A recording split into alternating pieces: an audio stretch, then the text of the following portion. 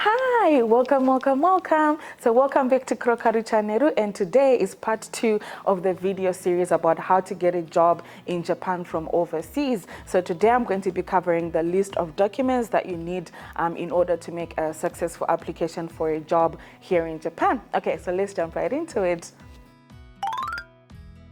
Okay, so document number 1 is a resume. I think this is a little bit obvious. So you do need to prepare an English resume. An English resume is totally fine. So I would advise you to keep your English resume to at most 2 pages long. I've seen resumes that are up to 10 pages and it's really not necessary.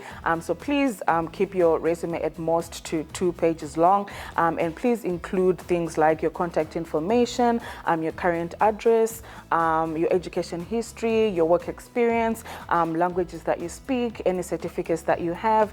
So please include all of that in your resume, because sometimes I've also seen resumes without contact information and it's like, how do we contact you then? So please make sure that all those things are in your English resume. Okay, and then document number 2 is going to be a cover letter.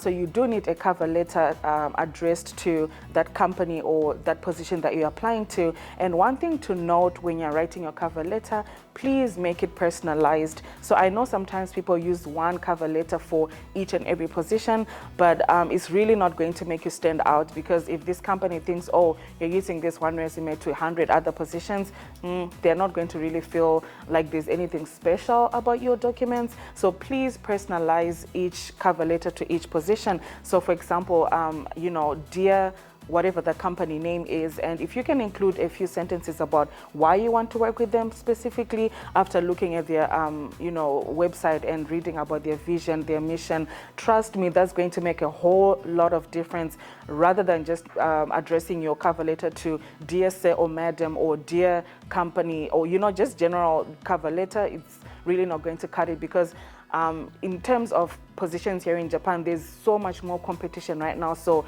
general stuff is not going to cut it. You need to step above the average application. So document number 3, you're going to, okay, this is usually for people applying to positions outside of the English teaching position. So if you want to apply to IT positions, marketing positions, and you do have the Japanese ability, because most of the positions outside of English teaching do require Japanese ability. So if you do have the Japanese ability and you're applying to positions outside of English teaching, you will need to prepare what they call a rirekisho, which is the English version of a resume. So this one is more of like a summarized version of a resume in Japanese. So it's prepared in Japanese, not in English. And here in Japan, they have one standard format. I think you can easily get the template on Google, so you can't personalize it and make it fancy. It's not going to come across good. So please get the regular template on Google and then use that one.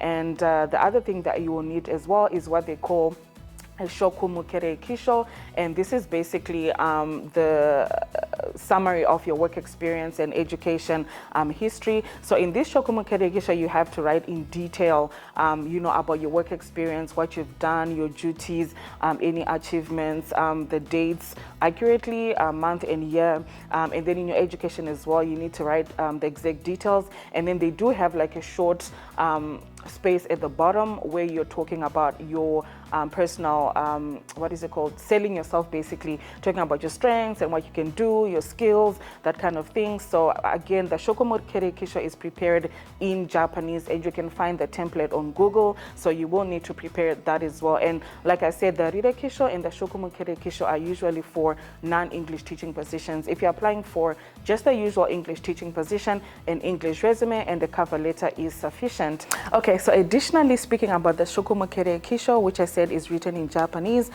so you need to note these 3 points. So point number 1, it should be at most 2 pages long. And then the second thing is you need to be quantitative about your work experience. So don't just write 1 line or 2 lines. You need to be very, very quantitative, like write as much as you can, like include as much description about what you do or what you've done in as many words as possible, so that the company company has a clear idea of what you've done, what you can do, and that kind of thing. And then the last point to note on the Shokumukere Kisho, please do not include any part-time or internship experience because that doesn't exactly count. So please just focus on the full-time experience that you have.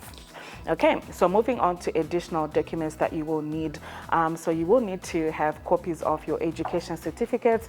So the reason why is because you find most positions here in Japan do require at least a bachelor's degree. So you need to have copies of your education certificate. And then the other thing that you will need to prepare, obviously, is a passport. So you will need a passport to come here to Japan. So please make sure that you have your passport on hand, or at least start the process of, preparing for your passport. And then the other thing that you will need as well is a police clearance report. So coming to Japan is a requirement by immigration over here that you need to have a clean police clearance report. I think it has to be it should have been issued within 3 months, if I'm not mistaken, but you need to prepare a police report. You don't need to prepare before you even apply, but once you start the application process, you will need to research on how you can get a police clearance in your country. Okay, so that's it for part 2. So in part 3, we're going to be talking about collecting information and which sites to apply for jobs, here in Japan. So thank you so much for watching today, and see you again in part 3.